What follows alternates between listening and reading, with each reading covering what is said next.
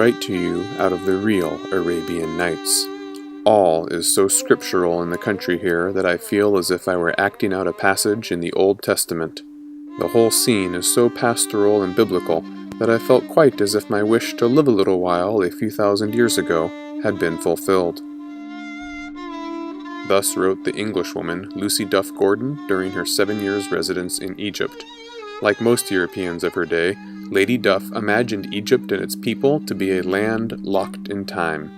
Because it was a relic of the past, it could only be understood through works of ancient literature created in that past, such as the Bible or the Arabian Nights. For only the West was capable of dynamic change. In the Orient, there could only be stagnation and the ruins of past glory. Not surprisingly, the Sultan and the Pasha begged to differ. From the 1830s onward, while Westerners consumed a romanticized version of the distant past through the prisms of Egyptology and Egyptomania, Ottoman elites devised a strategy for survival in the present. The goal was simple: wealth and power. Why did the Europeans have so much, and how could the Ottomans get their share? This was a question that nearly everyone who lived outside of Europe would struggle with over the coming century, from the Pasha in Egypt to the Emperor of China. Sooner or later, a familiar answer tended to emerge: do as the Europeans did. The problem, however, was that it was no longer possible to do as the Europeans had done. For the Europeans had financed the industrialization of their militaries and the economies that supported these militaries by monopolizing access to three resources that were critical to the construction of the modern world order: coal, colonies, and credit. The European monopoly of these resources would not be disrupted until the outbreak of the First World War. Until then, even the most progressive, resourceful, and determined of Ottoman elites would find his best-laid plans for reform hindered by the distressing realities of the world in which he lived. In order to enact European-style reforms of their economy and military, the Sultan and the Pasha needed enormous amounts of capital to invest. Their impoverished subjects, most of whom labored in the fields, invariably proved unable or unwilling to foot the bill.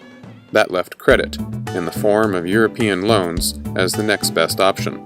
Such loans, however, came with numerous strings attached, only one of which was financial. Others included the presence of European advisors, European goods, and European culture, all imposed from a position of European strength and Ottoman weakness. Before long, the children of Ottoman officials began to adopt European dress, attend European schools, speak European languages, and even take European wives. As a result, many became true believers in the promises of an imported European modernity. In 1835, Muhammad Ali, then into his third decade as the self-declared Pasha of Egypt, issued what is perhaps the earliest pronouncement from a ruler outside of Europe regarding the preservation of ancient monuments and antiquities. It is known that Europeans have buildings dedicated to the care of antiquities, he said, referring to museums in London and Paris. Inside these buildings are painted and inscribed stones and other such objects that are carefully conserved there and shown to the inhabitants of the country as well as to travelers who want to see them. Having considered these facts, the government has judged it appropriate to forbid the export abroad of antiquities found in the ancient edifices of Egypt and to designate in the capital a place to serve as a depot. It has decided to display them for travelers who visit the country, to forbid the destruction of ancient edifices in Upper Egypt, and to spend the greatest possible care on their safekeeping. These were lofty words, and a sincere attempt was made to realize them. In 1858, the Pasha's son, Said, who had gone to school in Paris, established the Antiquities Service and hired a Frenchman, Auguste Mariette, to run it. Just 5 years later, his successor also oversaw the opening of the first modern museum in Cairo, known as the Bulak Museum. In Constantinople, similar developments were underway. As early as 1846, Sultan Abdul-Mejid I decreed the establishment of a new museum inside the Hagia Arene, a Greek Orthodox church. In 1869, it was renamed the Imperial Ottoman Museum. Inside, one could stroll among ancient weapons of the Ottoman armies, as well as specimens of Greek art. For the goal was to impress European visitors, not the Sultan's mostly Muslim subjects, who would have to wait another 2 decades before any Islamic artifacts were deemed worthy of inclusion.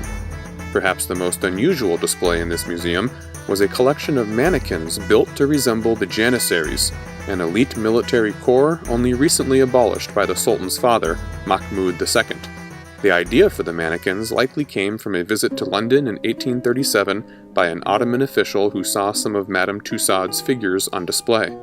The mannequins in Constantinople, however, were intended to deliver a carefully tailored message geared toward European visitors. We, too, are a dynamic and progressive people.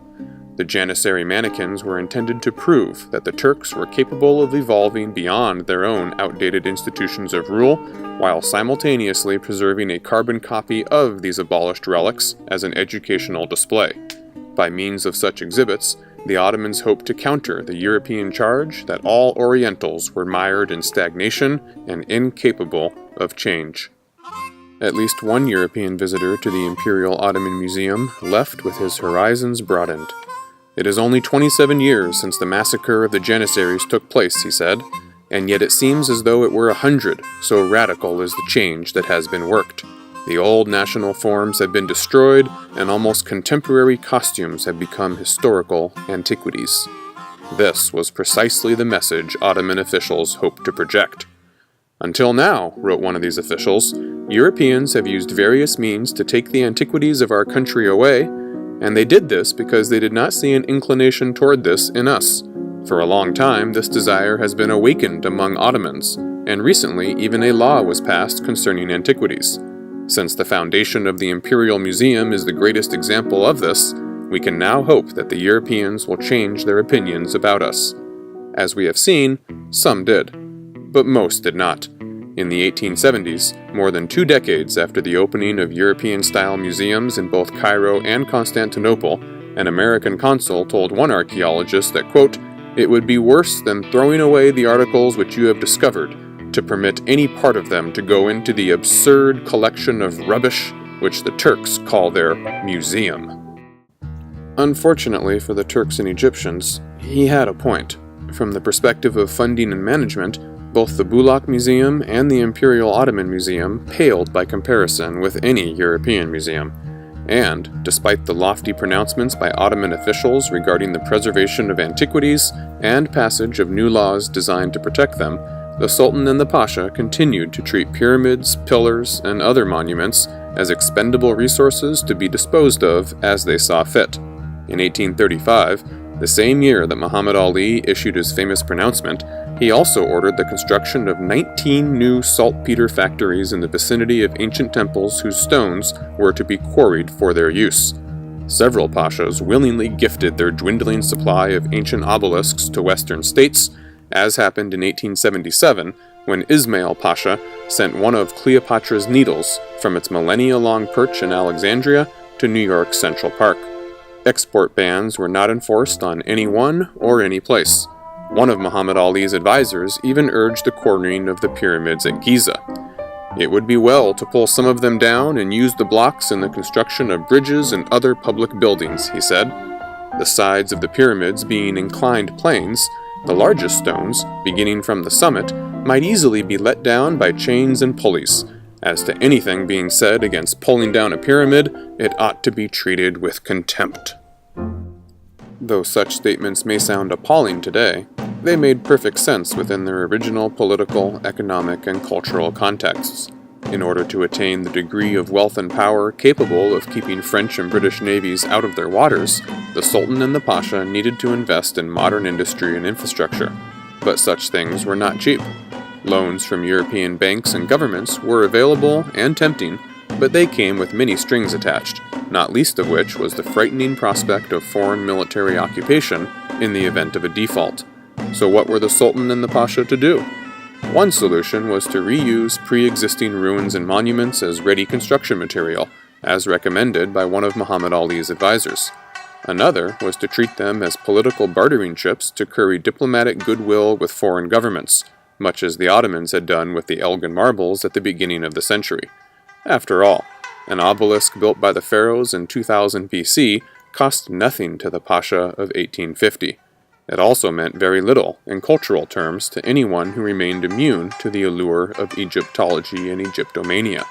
But its value as a cheap substitute for risky European credit, both diplomatic and financial, could not be matched by any other resource at hand.